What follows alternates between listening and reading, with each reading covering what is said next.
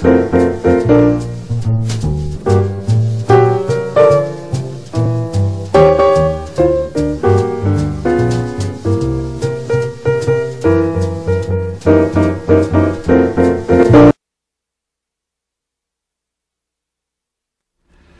dia, boa tarde, eu sou Fernando Adas, estou com vocês aqui mais uma vez no nosso programa Marketing do Ideal ao Real para discutir conceitos, ideias e práticas que possam ser úteis ao dia a dia dos teus negócios. O nosso programa você já conhece, toda quarta-feira ao meio-dia, é um programa participativo, é um programa que conta com as ideias, com as sugestões que você nos envia através do e-mail alvivo@tvgeraçãoz.com.br ou através das nossas páginas no Twitter ou no Facebook, Marketing do Ideal ao Real. E desde já agradeço a tua participação e a tua audiência. O programa de hoje tem como inspiração as nossas compras de final de ano. Nós estamos aí na véspera do Natal e a gente percebe muito a atenção das lojas em rentabilizar, em atender o cliente que está ali na loja naquele momento. O que é importante que a gente perceba é que todo cliente que entra na sua loja foi preparado, foi previamente estimulado com ações anteriores a essa venda. E provavelmente, após a venda, ele também vai ser estimulado com ações de agradecimento, de reconhecimento e que possam motivá-lo a se fidelizar à tua marca. Nesse sentido, nós temos aí então 3 momentos de relacionamento com um determinado consumidor. Nós temos o momento anterior à compra, o momento durante a compra e o momento posterior ou depois da compra. Muito se fala sobre o momento da compra, né? E a gente deve perceber que as empresas em geral investem muito nesse momento da compra. Investem como? Investem no visual merchandising da loja, na qualidade dos produtos e serviços, nos descontos, nas ofertas, nas promoções, enfim, o momento da compra, o momento durante a compra é um momento muito celebrado pelas empresas. A gente percebe que o momento anterior e o momento posterior talvez devessem ser um pouco mais cuidados, ou seja, as empresas poderiam e deveriam investir um pouco mais nesses momentos. E é por isso que o programa de hoje tem então como pretensão discutir com você aspectos do que a gente chama da pré-venda, ou seja, ações possíveis de serem feitas no momento anterior à venda, ou seja, junto aos consumidores.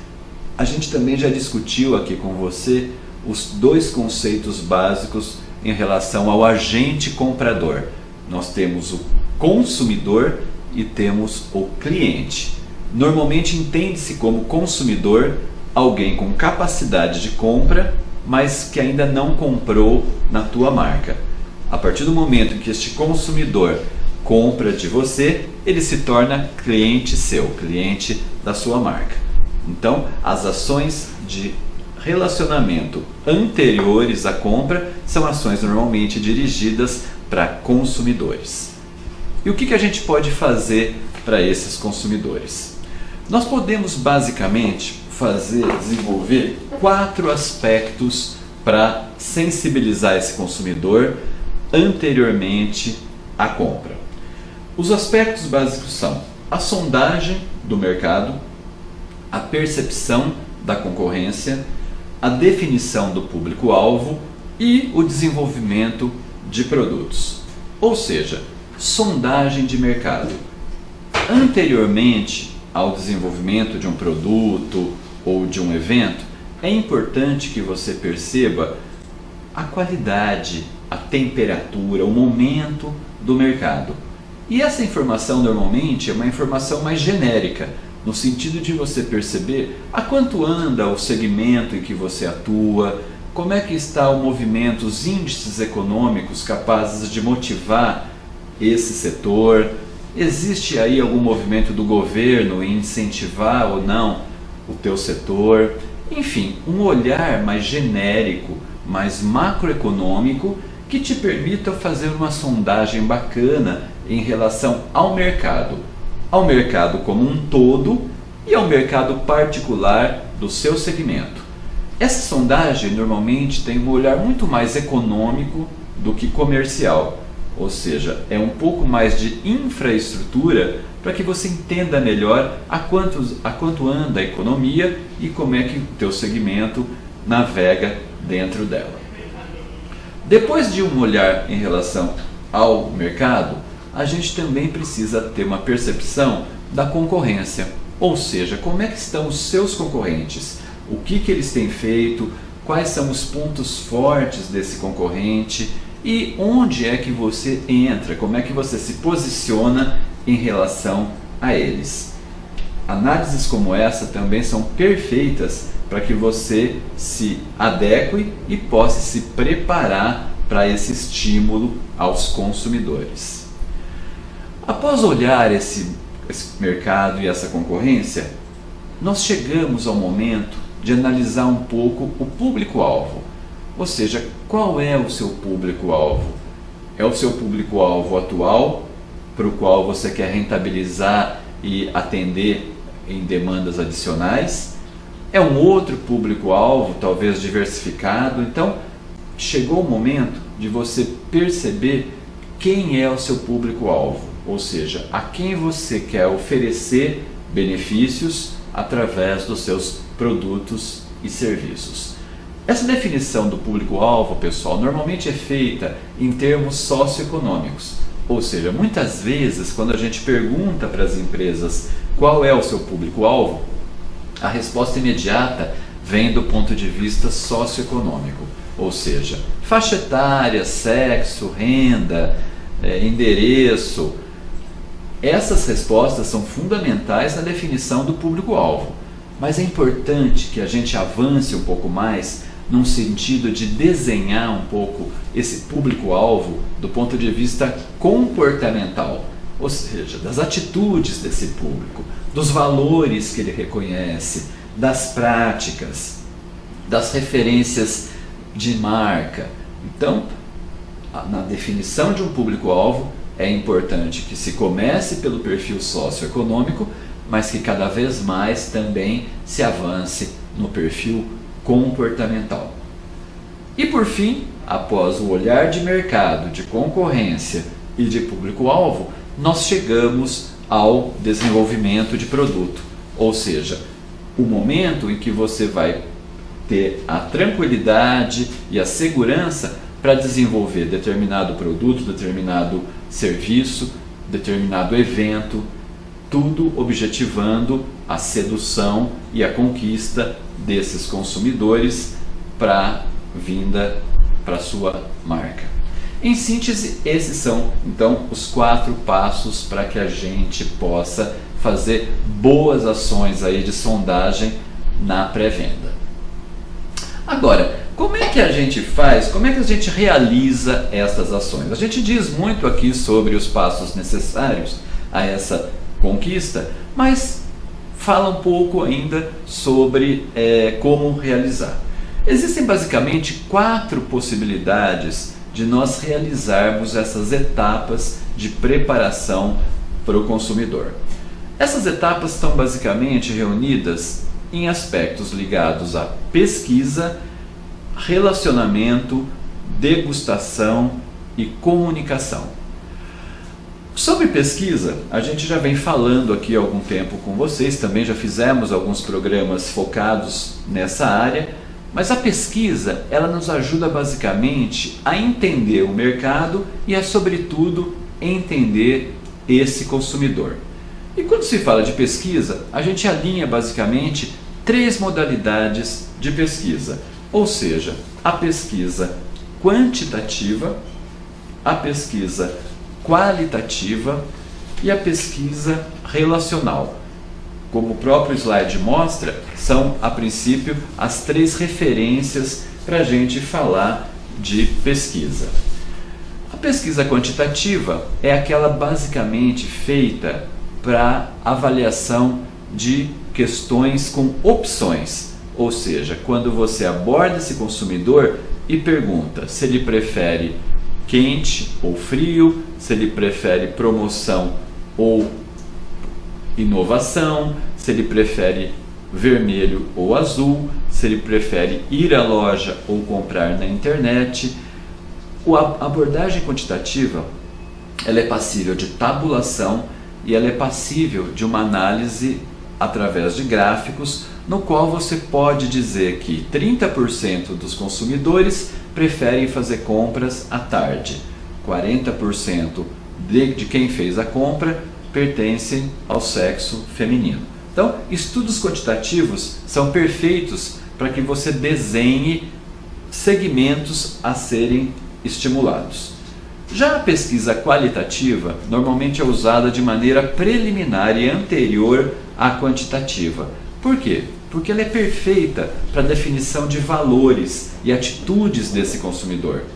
Normalmente ela é feita em discussões em grupo, no qual você reúne pessoas com o perfil objetivado para conversar sobre percepções, valores, motivações, enfim. É um trabalho no qual o resultado final é um relatório com definição de motivações, ou seja, a gente percebe que determinado consumidor está motivado às compras de Natal em função das promoções que ele percebeu, ou que ele pode estar insatisfeito com essas promoções em função de que elas não traduzem o que eles viram na comunicação. São exemplos em que a gente alinha valores para, num segundo momento, definir a pesquisa de maneira mais quantitativa. E por fim, as pesquisas relacionais. O que são pesquisas relacionais? São aquelas feitas constantemente através da observação junto ao seu cliente ou ao consumidor. E que observações são essas? Por exemplo, frequência de visita à loja, produtos que ele comprou, o valor dessas compras, a intensidade de consulta que esse cliente faz ao saque, à internet. Então, a pesquisa relacional ela está diretamente ligada à gestão do relacionamento com os seus clientes ou consumidores. Por isso ela não tem aí uma metodologia a priori adotada. Muito pelo contrário, ela tem um olhar que observa e afere o comportamento desse cliente ao longo do histórico com a tua marca, ou até a ausência desse cliente. Se você tem uma pesquisa relacional bem feita, você também vai conseguir perceber por que alguns clientes não voltaram a fazer a compra. E obviamente vai poder consultados e sondados sobre esse motivo da ausência. Ok? Então, basicamente, do ponto de vista de pesquisa, nós temos então essas três possibilidades: a quantitativa, a qualitativa e a relacional. Tá com dúvida? Quer conversar com a gente sobre isso? Manda um e-mail para nós, alvivo@tvgeraçãoz.com.br. Bom, além das pesquisas, nós também temos o relacionamento como uma ferramenta forte para entender e conhecer este consumidor. Existem basicamente dois tipos de relacionamento: o relacionamento comercial e o relacionamento pessoal. Qual que é a diferença? O relacionamento comercial é aquele feito pelas empresas e que basicamente fala de venda. Ou seja, a empresa te procura para falar de um lançamento, para falar de um desconto, para falar de uma oferta. O assunto entre você e a marca os assuntos são ligados basicamente a questões comerciais. É bacana esse relacionamento? É bacana, mas ele não é suficiente para que você conheça melhor o teu cliente. A gente sempre recomenda que a partir de um relacionamento comercial, a empresa evolua para um relacionamento pessoal. como é que funciona esse relacionamento pessoal? Ele é muito parecido com o relacionamento que você pessoalmente tem com os seus amigos, com os seus familiares. Ou seja, é um relacionamento no qual você conhece, por exemplo, onde mora o teu cliente, qual é a data do aniversário dele, quais são os hobbies dele, o que ele faz como lazer, o que ele detesta fazer. E por consequência, você fica muito mais capacitado para convidá-lo para ações pertinentes e relevantes ao universo dele. Então, a relação pessoal, ela é perfeita para que você não só fale de vendas, porque vamos combinar também que é bem chata aquela empresa que só liga para a gente quando tem uma promoção ou quando precisa bater a cota no final do mês, mas ela liga também para te cumprimentar por determinada celebração. Ela liga, por exemplo, para cumprimentar você, corintiano roxo, pela vitória do seu time. Então, uma relação pessoal, ela é capaz de envolver empresa e clientes através de referências que extrapolam a compra realizada. E é uma ótima relação, porque é uma relação fidelizadora. Então, basicamente, dois tipos de relacionamento: o relacionamento comercial e o relacionamento pessoal. E é bacana que a gente possa avançar nos dois. Falando um pouco agora sobre degustação, nós percebemos que além da pesquisa e além do relacionamento, as empresas também se utilizam de degustação para motivar esses consumidores que talvez estejam em dúvida sobre a marca, que talvez estejam aí com algum ceticismo ou com alguma objeção sobre o produto. E essas empresas então convidam esses consumidores para degustarem, ou seja, para experimentarem um pouco o produto. Existem basicamente dois tipos de degustação: a degustação casual e a degustação planejada. A degustação casual é um pouco mais frequente, talvez você já tenha percebido no supermercado ou numa loja, quando você está ali fazendo suas compras e alguém te convida a experimentar um alimento, uma bebida, uma determinada peça de roupa, enfim, é uma degustação casual. A empresa não se planejou para ter você, mas como você está ali no ponto de venda, ela aproveita e te convida a experimentar determinado produto. E aí, se ela for inteligente nessa ação de degustação, ela também vai registrar suas impressões. Eu pessoalmente vejo pouco esse registro. Tenho visto muitas empresas oferecendo de tudo no supermercado, mas quando você fala de uma objeção ou quando pergunta de alguma dúvida, normalmente o papo termina, ou seja, não se evolui da relação comercial para a relação pessoal. Mas a degustação inteligente, a degustação eficaz, ela não só objetiva expor o produto ao consumidor, mas também ouvir esse consumidor em relação aos pontos fracos e fortes que ele tenha em relação ao produto. E é por isso que existe o segundo tipo de degustação, que é a degustação planejada. A planejada, e nós vamos falar um pouco sobre ela no segundo bloco, é a ação na qual a empresa tem muito claramente o público-alvo que ela vai convidar, ela tem muito claramente o que esse público-alvo valoriza e, por consequência, o que ela vai mostrar para esse público-alvo. É uma degustação que tem ares de evento, é uma degustação que tem ares de celebração e que pode ser feita tanto para consumidores que ainda não entraram na marca, mas também para clientes da marca que muitas vezes não são informados sobre novidades, sobre modelos, sobre lançamentos. Então, a degustação planejada é uma ferramenta forte de marketing, capaz de motivar não só a conquista de clientes, mas também a retenção desses clientes. Ok? E por último, nós chegamos à questão da comunicação. Ou seja, a comunicação também é uma ferramenta forte para sondagem desses consumidores e também para retenção desses. Existem basicamente dois tipos de comunicação e a gente já vem falando sobre elas também há algum tempo aqui no programa. Eu não vou me estender, se você tiver alguma dúvida, depois a gente conversa no nosso espaço virtual. Mas existem basicamente dois tipos de comunicação: a comunicação de massa e a comunicação dirigida. A comunicação de massa é aquela capaz de atingir a todo o público.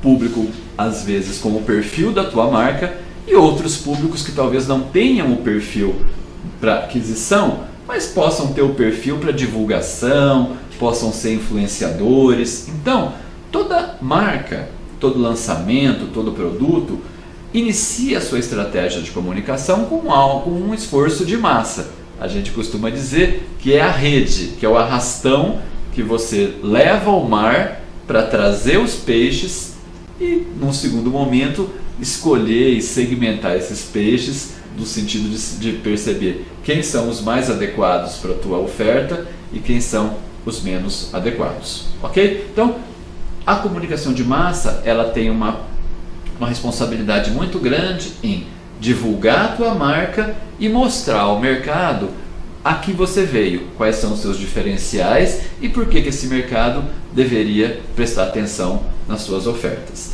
Já a comunicação dirigida, ela é mais específica, ou seja, após a comunicação de massa ter aquecido o mercado, a dirigida vai atuar em segmentos específicos. É o momento da ação por telefone, é o momento da ação por e-mail ou por carta, ou até por eventos, capazes de reunir um grupo menor, porém um pouco mais qualificado e apto para as tuas ofertas. Ok? Basicamente, do ponto de vista de comunicação, essas são as duas diferenças, e caso você tenha dúvidas, escreva para nós, alvivo@tvgeraçãoz.com.br. Por hoje é só, nesse nosso bloco mais conceitual, e a gente volta daqui um pouquinho para um bate-papo com um profissional especialista em degustação de produtos e que tem feito eventos muito bacanas aqui para a gente. Até mais!